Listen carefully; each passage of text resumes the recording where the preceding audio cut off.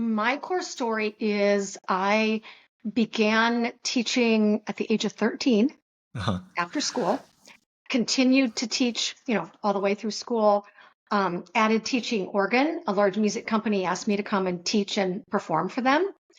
And I got to teach full time while I was in college as a music Mhm. major. It was against the rules, but some of the professors came to me and another student and said, if you keep your grades up, we're going to let you do what you do. We're like, okay, great. Against the Okay. rules. Yeah. But We were not supposed to be teaching full time as a full time student. oh, Yeah, okay. just for the time, Yeah. for the time spent. So, I would go to school all day and then I would teach 4 to 9 Monday through Friday. I mean, that's a Okay. lot. So I was always doing music homework in my free time, which was great. But then, I was in the practice room a lot, and and then a lot of music theory late at night. But you know what? I just did it. hmm I just did it. So I was at that time just teaching one-on-one students. And then as time went on, I had an opportunity to be asked to teach for Kimball International and Yamaha International small groups. hmm Both required more education, which I got. Okay. And it was all paid for me. And there's where my love of teaching small groups began with mm Yamaha and Kimball International. I had I had pre-K, I had elementary groups, middle school, high school, and adult groups. So the whole gamut, and I Wow. teach all of those kinds of people today. I feel like that was monumental for me. How come? Being able to have that opportunity was huge for me. And I had always wanted to reproduce that because when you move away or you stop teaching for them, then they keep the curriculum, which is hmm fine, which is fine. So I use my own. One of the things I also did for a company in Iowa was they asked me to teach some group classes of my own curriculum, that was hmm more kind of easy play from 12 years old and up, which included adults and included parents. So that was really fun. So I did that until I got my extra certification education with Yamaha. But that's Interesting. where my love of groups began. And I was still teaching, some private classes as well, but there's something different, hmm something wonderful about teaching small groups. Yeah. That first Yeah. initial experience, was that while you were in college too, or is it like afterwards? That was after. After. That was after I was in college, and like not long after with Kimball International, and hmm then with Yamaha, it was quite a bit after, which Yeah. was kind of cool. And it was before we lived where we live now in Overland Park, Kansas. And I actually came down here for a week. I went to school 8 hours a day to with Yamaha hmm Cool. and worked on. I mean, yeah. So then I would go back to the hotel room, and you had music writing assignments but no piano. I'm like, okay, I can do this. It's fine. It's fine. And I said, so you want us to really? Yeah. And I was like, okay, that's okay. So I just took all my things back to the hotel room, did my writing assignments, went back to class the next day. It was all Interesting. good. It I was know good. for me, when I was teaching piano, like this was during college too. Um, and it was fun because I'm the type of person that just learns through experience. So going Hmm. into college, I was like, how much am I going to learn to teach through a book? So I decided to just like jump headfirst and like start teaching students. And then everything that I learned in like my practicum classes and things like that, I applied that to, to my piano lessons. And then when we got to the times when we were teaching in a group setting and doing like group curriculum, I added that in to my lessons as well. So when you were going through your first experience doing group, like what was that like at that time? Like, did you have like, did you feel comfortable with like the training that you gave them? That probably like set you up well enough, but like, how are you feeling the first time you had to teach in a new way? Oh, I loved it. I Nice. absolutely loved it because my groups were very defined. I had 4 and 5-year-olds as a group, and then I had elementaries, and then I had middles, and then high school, and then my adults. So they Uh, were very, very well defined. Kimball provided the books, and we played together. Everyone had the same book, at that time for the Kimball classes, and we played together. We also had some partner lessons where they mm, could partner up, for about 10, 15 minutes with another musician from their class. And I worked with them as partners. So cute. Oh my gosh. So, so cute. So, what so was your that was favorite? awesome. I'm sorry. What was your favorite? As Like, far as, I don't know, um, favorite class to teach there or anything? Did you have a? oh my gosh. I don't know that I had a favorite because I loved all of them for so many different reasons. It's like now if you said, what is your favorite group class that you teach now? I'm like, oh my gosh. Yeah, yeah, Because yeah. they're all so unique and different in their own ways. Like Uh you huh. love each one for different reasons. Yeah. But no, it was really exhilarating and fun. And I had big classes. I would have a class of 10. Mhm. And so those were the Kimball classes where everybody had the same books, they played at the same time, so I was always directing. I had chalkboards in my classroom, Uh so huh. I could go up to the chalkboard, and do, write out music things for all of them. And I Nice. mean, I went around to everybody, and helped everybody as well. But no, I just thought it was super, super fun. Like Nice. it didn't scare me. It didn't seem intimidating. It was like, this is so cool because it was so interestingly different Mhm. than educating one-on-one. There was Yeah. this group and they were, and believe me, we make it fun. It was super, super fun and Mhm. exciting and exhilarating, and they all felt part of the group, which is why I teach like I do, Yeah. in my group classes. The Yamaha classes were a little bit different because it was older groups, 12 and over, and there were adults in my classes. We did have the same books, but also they could work ahead and they could work on some of their own things. So we did work as a group, and I did Mhm. teach music theory and technique, along with that. But that one was just a little bit different. Super fun because everybody was older, so that's what made that fun in Oh, in in cool. in in a little bit different way. Yeah. And then after we moved to Overland Park, the whole time I just kept thinking, I really want to teach groups. What's holding me back? Yeah. There was only one thing holding me back, and it was just the logistics of just go get more pianos.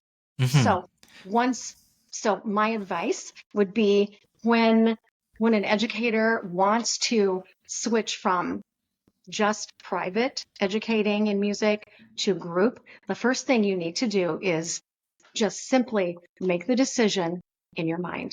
And that Mhm. that's your first step. Because after that, you can just go in steps and work your way for that. So Yeah.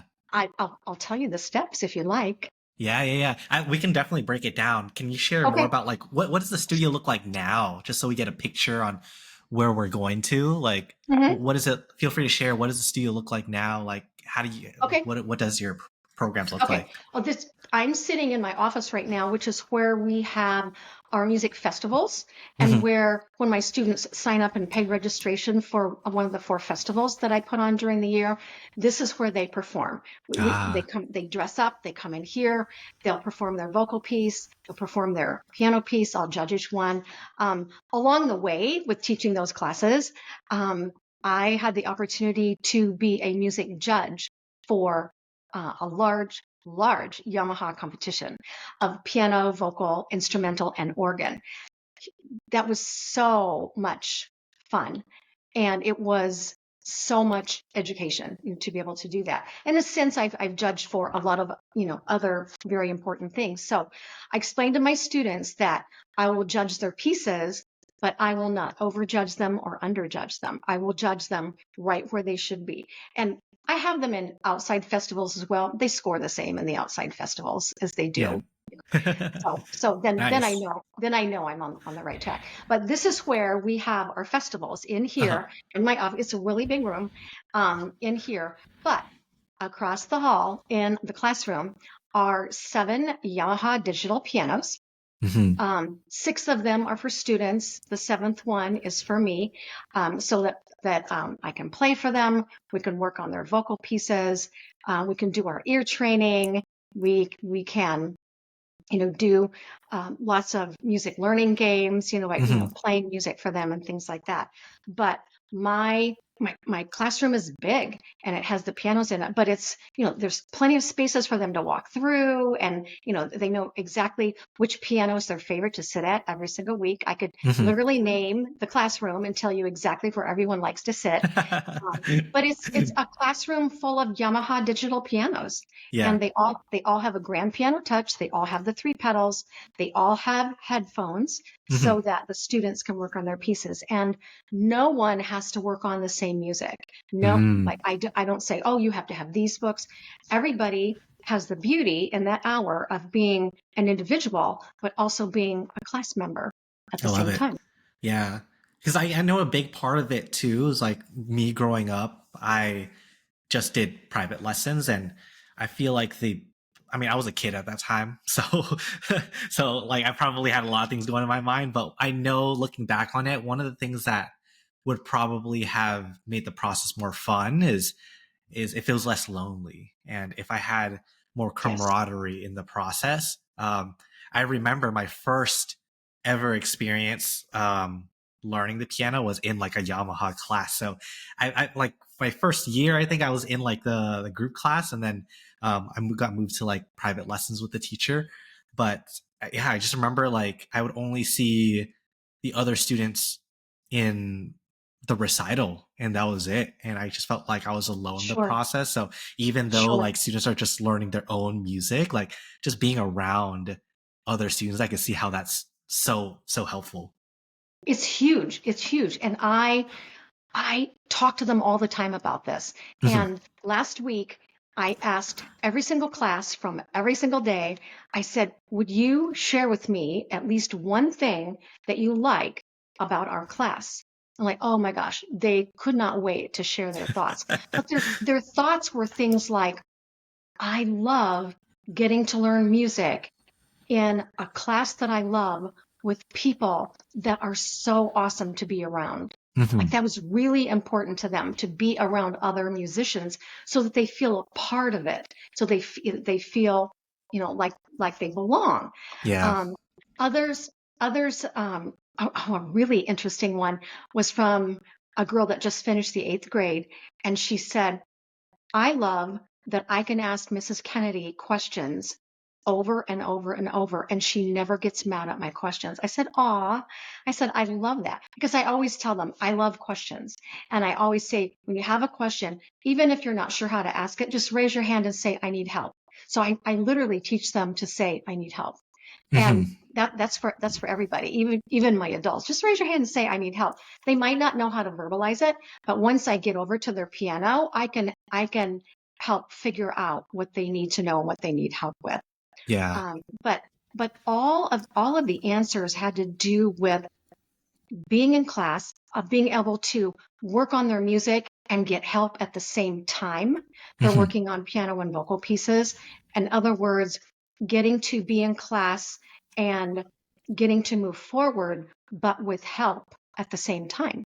Yeah. And so it's the group classes are the best of both worlds.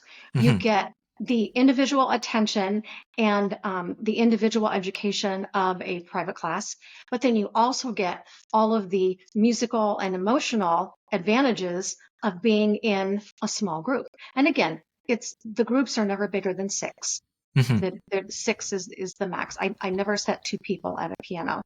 Yeah. So it doesn't get bigger than the 6. But everyone's answers were so interesting. One of my high school boys said, Mrs. Kennedy makes music so much fun. And I'm like, oh. And just knowing who that came from, that was so meaningful, because he's an awesome, awesome human, and he Yeah. likes really fun music. And he's gotten really good at ear training Hmm. and listening. And when he first began, that was new for him, and he's amazing at it. And he's amazing at it because we do it. That's what we do.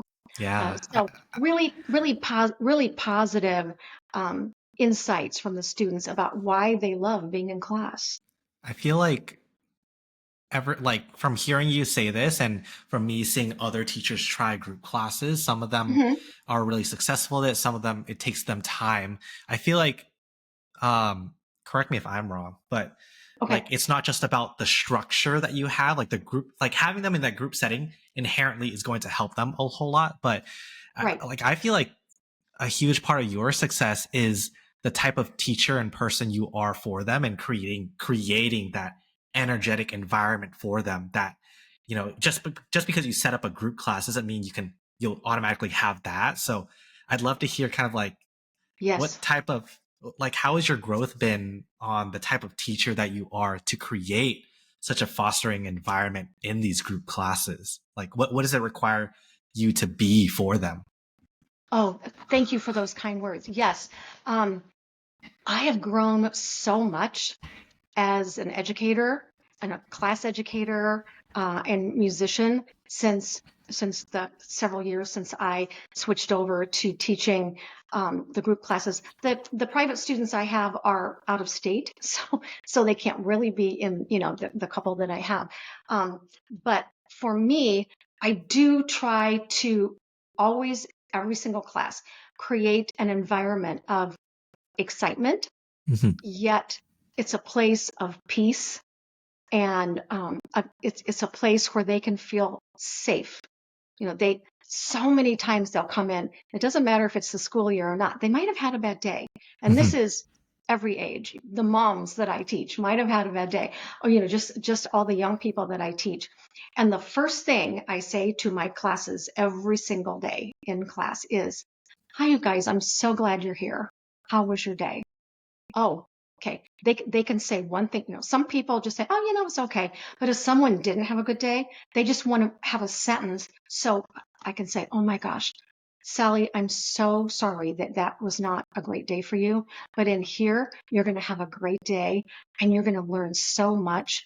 And this is going to be a wonderful part of your day." I have parents that say when they come out of class, no matter how bad their day was going in, when they come out, she said they're practically skipping because they're so happy. I said, okay, thank you. Yeah. Thank you for that. Um, a big part of what I do is the nurturing in the class. You have to still nurture your students. So Mhm. when I work with each of them individually, it's all during class. It's off and on. It's not just I worked with Sam over here, and I worked with Ella over here, and that was it. I just keep rotating, and if someone raises their hand, I come back, see what we can fix or see what we can help. And when I go over to help them, I always say, especially for the younger ones, like for the older ones, I don't always sit down with them because they're adult size. Um, Yeah. but sometimes I do. And even the older ones and even my adults, I'll say, "May I sit with you?" They'll say, "Yes." And they scoot over and they're like, "Yes, sit right here. Yes, absolutely." That is a nurturing. That's Mhm. the nurturing part so that they can feel that I'm going to hear everything that they have to say and that I Yeah. am there to help them. And this is that one-on-one nurturing on their bench that I feel is so, so important.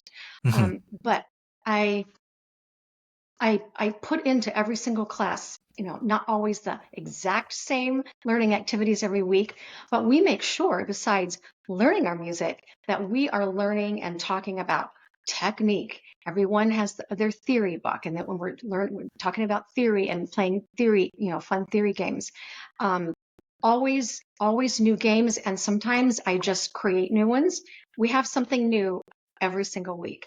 One of the Mhm. newest favorites of theirs are the music tiles, and they're just about this big, and I have 2 bags of them.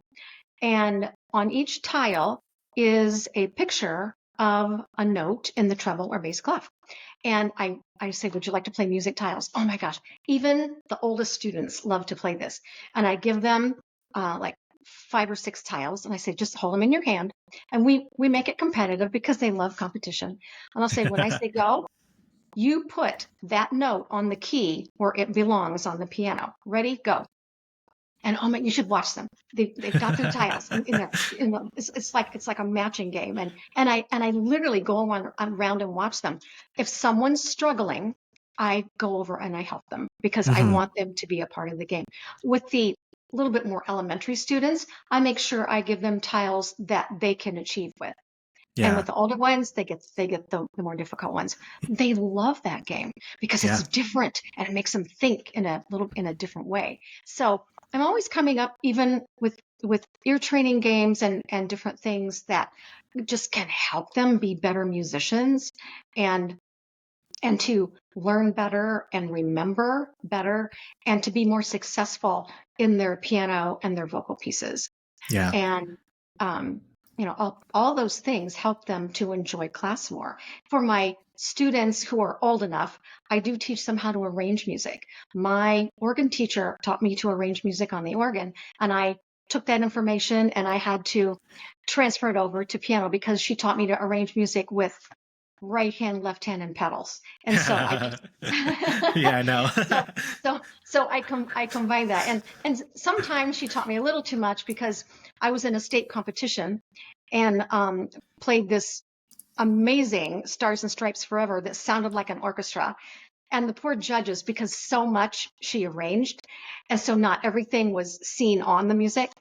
And so they would not give me first place. They wouldn't even put me in the top three because they didn't know how to judge me. Oh And man.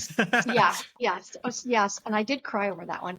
But the next year she said, okay, I get it. I get that they can't judge that. So the next year I did a Bach piece and that was fine. Yeah. So I think what I'm yeah, getting out of this is like I like really like how creative you are in the teaching process, right? I think we often forget that our lessons, the way that we teach should inherently be very creative. You're thinking of different ways to be able to teach them the concepts, but yes, doing that combined with creating that nurturing environment is now like creating this feeling association that when they step onto the piano, whether it's in the studio or at home, that they feel like they yes, are at peace. They feel like it is an outlet, which I feel absolutely. like for me, I never grew up feeling like piano was an outlet. I felt like it was a chore.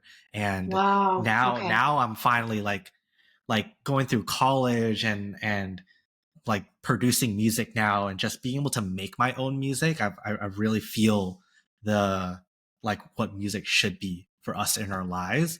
But I know a lot of students may be missing that because of the environment that they're learning music in. So I think it's really important that teachers take that away as well into their own studios. Oh, absolutely, absolutely. I, from the beginning, I started piano at the age of 6. I was in the second grade, and it was always an outlet for me. Hmm.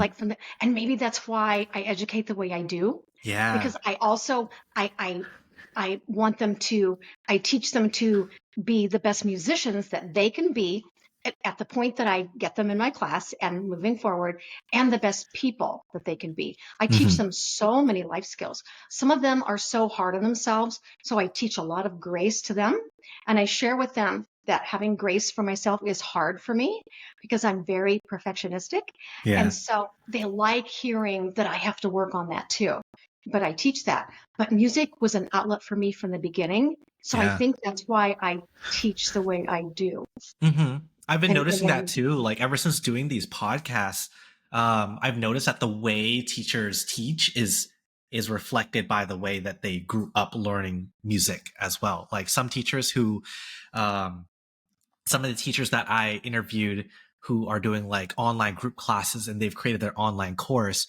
It's interesting that they didn't have any of the same uh, problems that some other teachers have when they're transitioning because they learn piano by watching online courses or they learn piano okay. by learning in like an online group environment and they're used to it as well. So a lot of the times when we're transitioning from like one-on-one to group, it's because we haven't like experienced that ourselves. And I actually have a client right now who's transitioning into her own hybrid model and she's really getting she used to like teaching she's trying to get used to teaching online, but what she's doing to help herself is she's taking an online course as well. So she's gonna be the student so that she knows how to be Yes. the teacher for her students as well. So I think No, that's that's awesome. I love that. Uh-huh. That is so awesome that she's experiencing it, from that way. And after we moved here to Overland Park through the years, I did go to the University of Missouri, Kansas City, in this area, and I took some more voice. And because I teach Italian art songs too, and so every style of music, if you name it, we probably learn it here, um, because that was important to me. And I went back and got my NCTM certification, so that was one more thing, and I did it as much for all of the students that I was Mhm. going to have, as well as myself. So it was just as much for every student that I was going to have in class as it was for myself. Makes So sense. those things are important. And I read all the time. I Yeah. read about music education, what music does for the brain, how the brain works. I read about teaching group classes, Hmm. and just anything that I can read about that, I am always reading. And then I'll highlight it and I'll go back and I'll read some of the same things again. Um, but Cool. but all of that is important. And when I when I'm teaching a game or something that is not something that I ordered for my classes, I'll give it a name and I'll say this is going to be so much fun. And they'll say, how can we learn how to do this? I said, don't worry. I said, we're going to play it and it'll get easier and easier. So I literally play an ear training game where I play a middle C for them and then I play another note and they tell me what the note is. And I have had students say, I'll never be able to do this. And my adults say, I can never do this. Every single one of them are doing it and doing Nice, and doing nice. it well. Because as you well know, you can learn to if you don't have perfect pitch, which I don't, but we did a lot of ear training in college. You can learn to hear what note that is. Hmm. And so they love the challenge of that. They absolutely love it. And I even teach them during some ear training to shut their eyes because they hear better because they're not looking at the environment to kind of distort what they're listening to. Yeah, makes sense. I mean, yeah, I mean, you're giving me like flashbacks of my college days right now, like oral skills, and standing up in front of the Right. class and singing Yes. or singing solfege. Right. But that was honestly like the like a side tangent. Like ear training and oral skills was probably the most important class that I ever took as a musician. Because that translated to when I was playing. Like I've been playing piano at church since I was in seventh grade, so just having that skill like helps me improvise and then just being able to make music now. It just comes so much more natural when I know what to listen out for. Um, I but yeah, love that. little side tangent. The I love no, I love it. I love it. I started I started performing for this music company where I was teaching for them uh, when I was 14, and starting at 14, I started playing for my first and singing for my first weddings, where it was because I'd been taking organ for several years as it was. And so it was just fun. It was just yeah, so much fun. And I get asked, how many weddings have you played for? I said, oh, so many. I've played every kind of pipe organ you could name to me. But just things like that to give you experience that is such a wonderful thing. And then I performed for that company just to hmm, advertise their company. And I was 14 and they paid me really well. And cool, so that was, cool. yeah, so that was really fun. Could you break down the steps, kind of like feel free to share your experience on like moving into that group and moving into the group classes, like Yes. making it your main thing in your studio. Like, what are Mhm. those steps? Can you break it that down? Absolutely, absolutely. Number one was to make the decision that I'm going to teach group classes. Hmm. Then I had to name them. Okay, that was Yeah. important that they had a name. So to everyone who's in that process of even thinking, make sure you have a name for your classes. You can put your name in it if you want. You don't have to, but make it something that is important to you. So I ended up naming my classes Music Momentum Hmm. because we're always moving forward. Okay, Yeah. so we're always pushing forward. The next step was get the instruments. Okay, go to a music store, talk to them, tell them who you are, tell them that you have been an educator for X number years and time, and that you need this many pianos. Hmm. Digital pianos actually work the best because they've got the headphones with them, and good ones have the grand piano touch and has all three pedals, and so those things are important. um, Talk about what you're going to do to your private students. Hmm. Talk it up to your private students, sell them on that idea. And that these are all things that I actually did. Okay, these are not things that I just thought of. This was actually my process. I Yeah. talked to them and I said, you're going to love this. I have taught classes before for a long time, so much success with it, and people love it. And so they just started switching over and switching over, and then they never wanted to go back. Hmm. Can They you talk they about like the like I know that the conversation part is really hard for a lot of teachers, and I always say like it's less about what you say to them. Like there's no script on how to tell them, but it's more about how you say it, and like the conviction that you had when you were Yes, saying that. Like how would you describe like how to have those conversations? What's kind of like the mentality, absolutely. the mindset, the Sure, tonality you should sure. have? Right. And I would just say, Ben, I have something so exciting to tell you. Oh. I am going to start offering small group classes called Music Momentum, and we will be in a group setting. Everyone gets to set up their own piano. We still get to work on the music that you're working on, but we also get to interact with each other on the learning games and things that we do here in class with just you. And immediately they're like, oh my gosh, that sounds like so much fun. Uh-huh. Like that sounds so cool. And I just say, I know you're going to love it. I would love for you to try it. But then the other part of that is having to talk to the parents and say, would you let Ben try this? Would you let Sally, try this, and see? And a lot of them had never heard of being in a piano vocal performance group class. Hmm. Some had, most had not.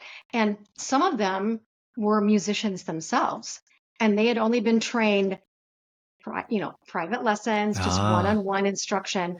And I remember there was this one some years ago, and the student really wanted to be in that class, really, really wanted to be in the class. And the mom she was really having trouble getting her head around that. Hmm. And I'd been teaching him for quite a while. He just graduated from high school. And so this has been a while. And so I talked to the mom, and she said, I've been a musician forever. Her mother was a musician. And she said, this is just so new to me. I said, you know what? I appreciate that, and I understand that. I can understand how you would feel. So I put myself in her place, which Hmm. which is a good thing to do. And I said, all I'm asking is to let him try the class. That's all. I said, and if he doesn't like it, fair enough. She goes, that's fair. That's fair. So he tried the class. Of course, he loved the class. And and I still have the text. She Uh-huh. sent me a text and she said, hi, I just want to tell you, you were right. And it was not about me being right. I Yeah. just wanted him to experience the class. She said, you were right. He loves the class. He does not. And he's been playing college level material for quite a while. She said, he does not stop playing the piano at home. He I plays all the time, more than he love ever that. did, more than ever before. And he loves the music learning games that you do in class. And I said, I love it. I said, thank you so much for letting him try the class. So there were instances of that. But everybody who came over into those classes absolutely loved it. I don't think I had any students that seemed afraid to Hmm. be in that class. They said, "Ooh, that sounds interesting. It sounds fun." Yeah. And it's so much fun. Here's how I know it's fun, because I've taught these classes before. I Yeah. taught them with Yamaha, I taught them with Kimball, and I taught every age group that you could name. And it's such a fun group. It's such a fun learning environment. And you feel a part of the class. And they said, that would be cool to have other people in my class. I said, it's very cool. I Yeah. said, and you actually learn better. So when students switched over, they actually excelled in the classes Hmm. way more. Even the ones that were really, really good in private, in a private setting, Hmm. they excelled even more in that class. And especially this one that I gave you the example of, just amazing. And he's going to be going to college soon. He's going to be in class through June. But he really wanted to stay in class while he was in college, and his school is about 30 minutes away, and he says, "Oh, I'll just drive back." And his mom said, "I think that might be a bit much for you." But we left the door open that he can always, come back Mhm. and, be in classes, when he wants to be, and sign up and be in there, because he literally said to me one day, "Miss Kennedy, can I talk to you about something?" I said, "Of course." And he said, "I don't want to leave class." And I said, "Aw." And I said, "I would never make you leave class." And he goes, "Can I stay?" I said, "Of course you can stay. Of course." He needed my permission to stay in class. This was Yeah. literally like 3 months ago. I love Yeah. that. I love that. Yeah. I mean, it's like you're creating this environment where people don't even want to leave, They which is don't. No, amazing. they absolutely don't. So you're letting them all know, um, get to know other business owners, not Mhm. even necessarily music small business owners, but just other small business owners. I make sure that I get to know other small business owners on Facebook, because that's where my presence primarily is, on Mhm. Facebook. So I get to know them. They see what I do. I see what they do. We make sure that we make positive comments on the posts that we make and things, because that's just supporting other people's small businesses and doing business with them, rather than doing business with some gigantic chain or something. Yeah. Just doing business with a small business to just help support them. So I feel like that's really important, because Yeah. I get referrals from that.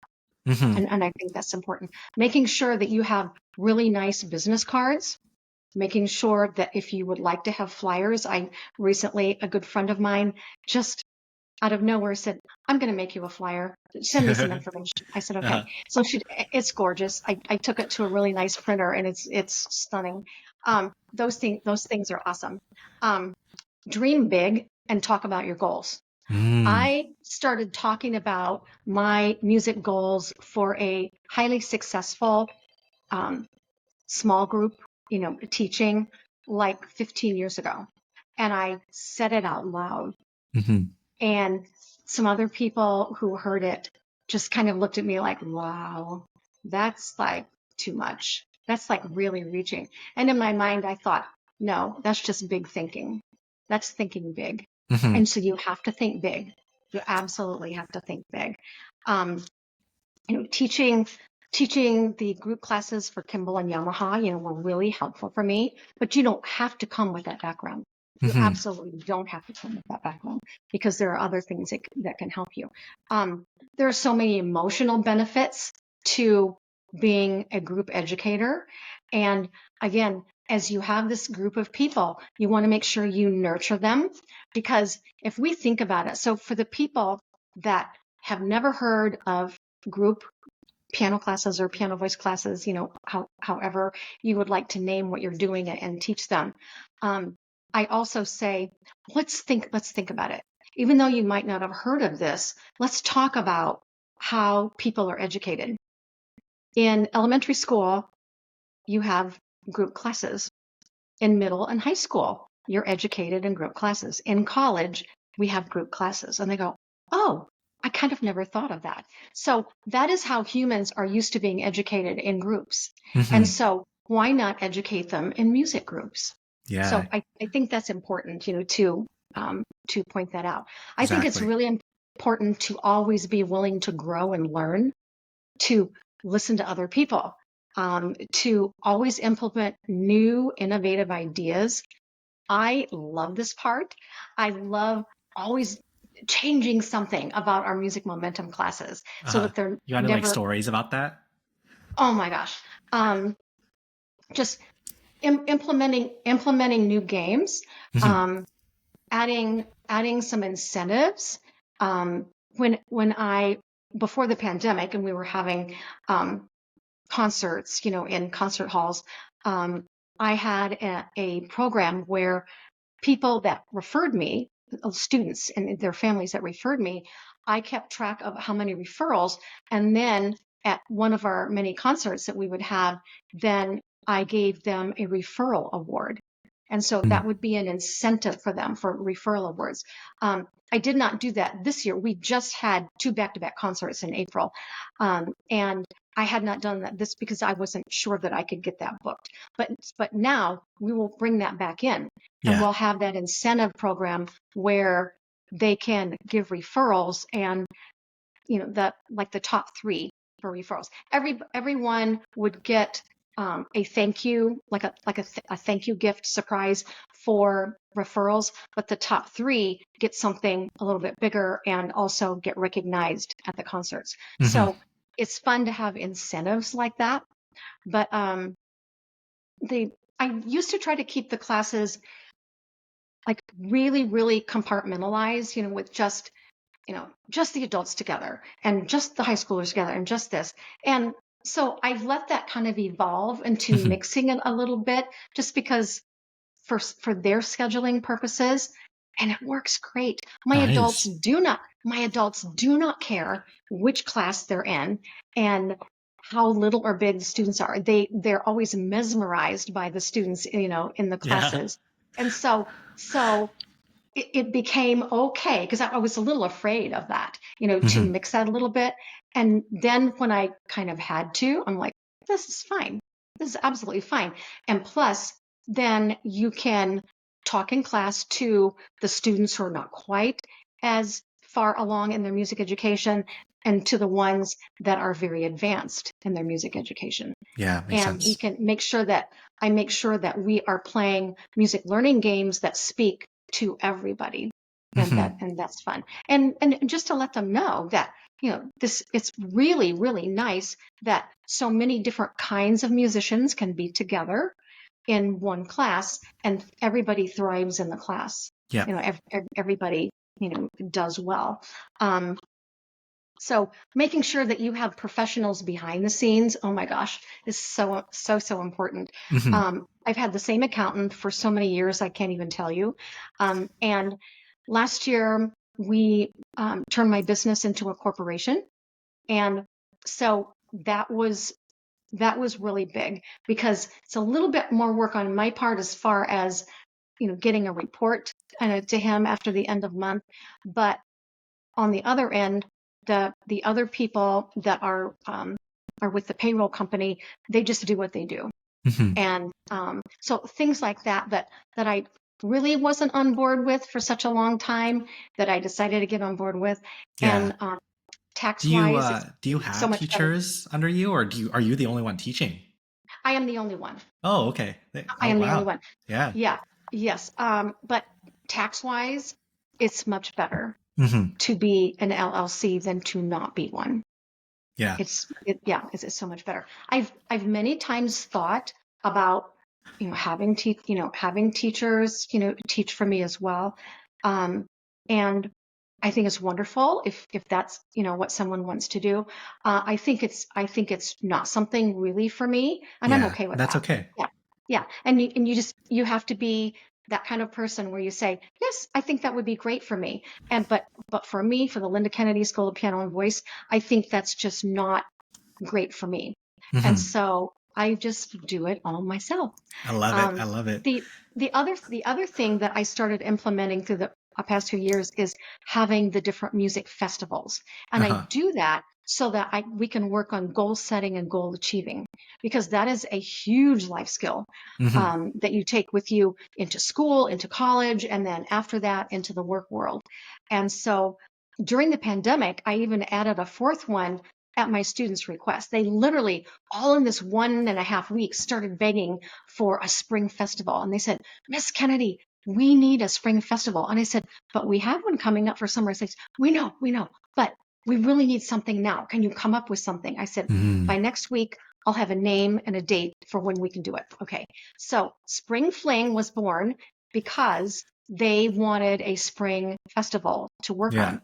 So we have one in the spring, we have a summer festival, and we have a fall festival, and we have a holiday fest. Our holiday fest does not have to be about Christmas. It's just about joyful music.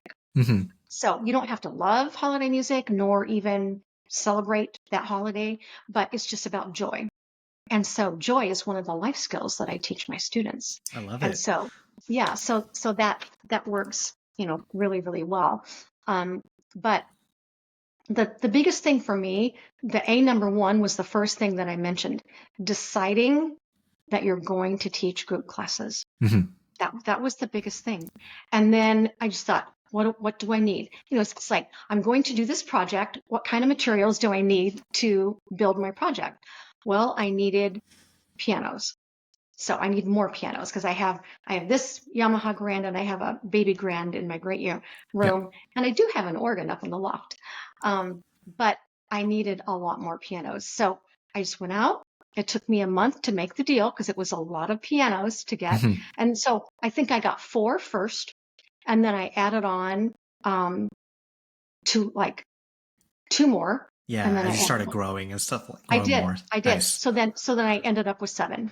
Cool, cool. Yeah, I think my in the biggest, classroom. yeah, I love this. Thank you for sharing, by the way. And the Of course, biggest takeaways I'm getting is like that decision to do it.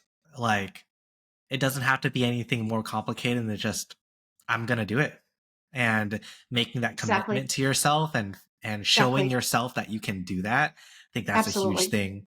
And like for example, when I went all in on my music production, I was just like, I'm I'm I'm gonna go all in. Like it first started with that decision of like, this is gonna be my New Year's resolution to like go all in into my music production, and I followed through with it, and it makes me really proud to look back on that. And another big takeaway that I was getting is like the way that you approached talking and having the conversations with the parents. Like one, you first started off when you were doing it to me.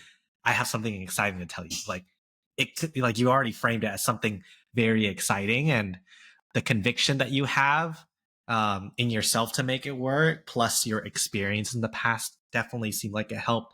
And then also like not pressuring the parent or the student to try it, and also not making it seem like it's like a big commitment. It's like just try Right, it, just right. just give it a chance, and it worked out. It's it. One of the important things that and thank you for that. And yes, the number one was my number one. Once I decided, that was the hardest part. Yeah. That was like, okay, that's done. But one of the things that I have learned from teaching my group classes is that I do not have to take every single student. Yeah. Yeah. What does that mean But for you? for for me, that means when I talk to a parent on the phone and we're talking about, the classes and they're telling me, about their student, I ask a lot of questions about, okay, so tell me about Ben. What does Ben like to do? Does he like school? Does he not like school? Um, what are some of his other activities? And what is he like at home and different things. And sometimes the things that they tell me tells me that that would not be a good fit for that student to be in class. Hmm. And then just in a very nice way, I thank her for all of that, and I say, I said, I do not believe that Ben would be a good fit, or Sam or Sally would Hmm. be a good fit for my music momentum classes. I think a different type of class would be a better fit, Yeah. for them. And then so I'm a lot better about that with my group classes because I Yeah. have to think of my group, okay, the success of my group as a whole, Hmm. and them being able to thrive, in the class. And so they they get those double advantages, of being nurtured as a private student, and then they get nurtured as a group music student. Yeah. And I think with keeping that in mind for everybody to be the best that they can be, I also have to keep in mind that not everyone that I talk to is going to be a good fit for Hmm. my classes. Yeah, that's really important. Especially like it's not about like I think a lot of the teachers that are watching this, they've been through the whole take on as many students as possible, try to make as much money as possible, but there's definitely Right, consequences when we don't consider our own boundaries and our own standards of what we're trying to create and right, who we're trying to like bring together. I think that's an exactly. important part. One Very question that important. did pop in my mind was you having taught these group classes for a while, like having this structure in your life. How is that supported the lifestyle that you want to have now? Like, what does your schedule look like so far? Are you feeling any burnout? Are you all good with that? Like how is Oh your my, energy throughout the week because you have these group classes? oh my gosh. My classes really keep me going. My in the classroom days, and this is what I tell people that I talk to. I'll say my music school is full time. My in the classroom days are Monday, Tuesday, Wednesday. Hmm. Okay. From about 4 until 8 or 8:30. Okay. Okay. And I said, my other days, I work on my music school, when I need to. There's sometimes I have just a lot of behind the scenes, typing to do and, reports and things like that. And then other times, not as much. But Hmm. my in the classroom days are the Monday, Tuesday, Wednesday. But my students keep me going. Yeah. Like my students energize me and they know this. Oh, they really know this.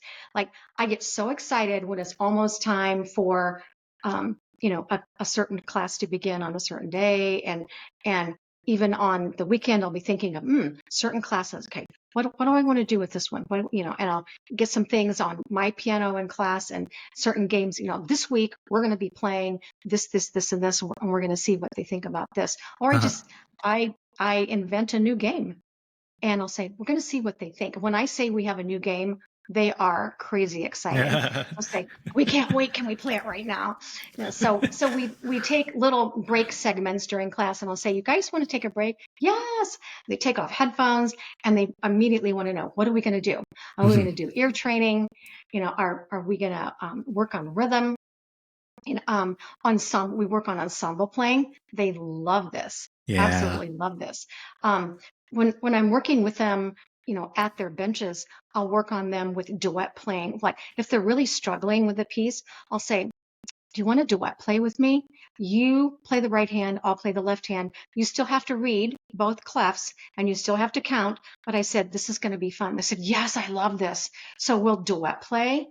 And that's just something to help them feel more secure and to feel better about learning their piece and moving forward. Hmm. I love it. So, what's the vision? What's the next vision for you and the music school? My vision is to just keep building my classes and build them up a little bit bigger. I've got a little secret time tucked away on one Uh-huh. of my nights for another class, and my vision is to fill that class, fill that secret open class. Nice. So I've been kind of holding it a little bit, but to continue to build my business on those 3 days, not add more days, Yeah. but continue to build to keep up with the festivals. We added the 2 concerts in April. Normally, in years past, we did 3 in a row, but there were a lot of people who weren't able to be in them. And Hmm. I I perform at my concerts. I either play and sing, or at least play. I play piano for all of my vocals. I play a lot of duets, and I even wrote a second piano part for a Beethoven piece that one of my students played. Yeah. So I wrote a duet part. So we do all kinds of fun things. I'm excited. I'm excited for you. Um, Thank just you. wanted to say again, it's always a pleasure to be able to share teacher stories, but like I've really enjoyed this one, and I think a big Thank part you. of it is just your energy that you have through your teaching and the enthusiasm, but the passion that you have like behind your work, I think is a big part of your success. So appreciate you for sharing Thank you, all of Jen. that. Thank you so much. Where's the best place for people to reach you if they want to contact you and like just Um, learn more? yes, I'm on Facebook. Mhm. My private page is Linda Morgan Kennedy, or Linda Kennedy School of Piano and Voice is also on Facebook. Cool. If somebody wanted to talk to me, yes, that Yeah, I that can would be include it awesome. in the video description for sure. Absolutely, yeah. But I appreciate you so much. Thank you Oh, thank you. for being there on Facebook and being my friend and colleague on Facebook. And I watch what you do and I listen to your interviews and they're so helpful. One of the things that I've changed about the um, about the phone meetings that I have with the potential new students, Uh-huh. usually it's the mom, is I really talk a lot uh, and ask basically ask questions a lot about that student, about, just about their well-being. You Hmm. know, what do they like? What do they like to do? What have they done in the past? And what are their interests? And to let that parent know that my classes are very nurturing to every kind of student, even if they have some struggles, because my students are all different, and they Hmm. they do have some struggles. Some people struggle just reading in school. This is a great class for that. It helps them be a better reader. Maybe they struggle with ADD or ADHD. I have so many of those students, and they can thrive in my classes because Yeah. I've taught those kind of students, and or maybe they have some sort of autism. I've been teaching autistic students forever. Hmm. And they're all different, but everyone can be successful. 100%. Well, cool. Thank you so much. This was really fun. Thank you. Thank you so much. Of course, of course.